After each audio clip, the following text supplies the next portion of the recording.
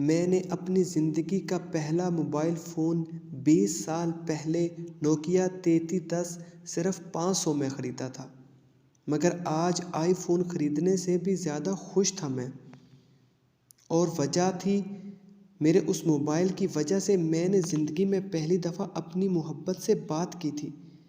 पहली दफ़ा जब मेरी मोहब्बत, जिसका नाम अलीज़े था, उसने फ़ोन रिसीव किया और बोली, हेलो कौन।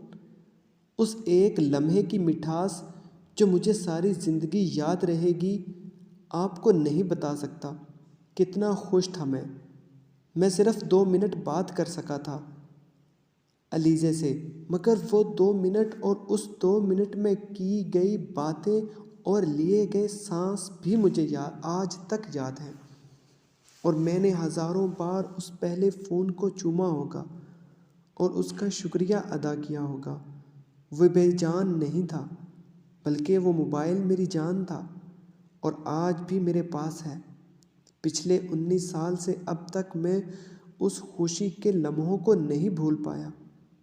फिर इस मोबाइल ने लंबा अरसा मेरा साथ दिया और सैकड़ों घंटे इस मोबाइल से मैं अपनी मोहब्बत से बातें करता रहा। आज मेरे पास आईफ़ोन है।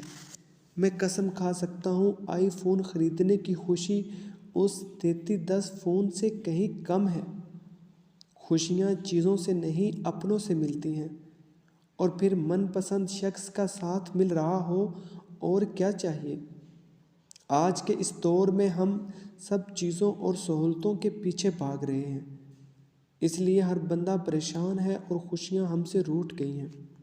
अपने मनपसंद शख्स के साथ मोटरसाइकिल की सवारी किसी भी फरारी की सवारी से ज़्यादा मज़ा देती है। एक नॉर्मल होटल में अपने मनपसंद शख्स के साथ डिनर किसी बड़े 5 स्टार होटल के डिनर से ज़्यादा मज़ा देता है। सब बहन भाइयों के साथ मिलकर सर्दी की ठंडी रात में गर्म चाय की चुस्कियाँ किसी बड़े होटल में अकेले बैठकर पीने वाले सूप से ज़्यादा मज़ा देती हैं। पैसे और सहूलतों के पीछे भागने से बेहतर है अपनों के साथ रहने को तरजीह दें। मेरे ख़्याल में इस तरह हम ज़्यादा खुश रह सकेंगे। आपका क्या ख़्याल है?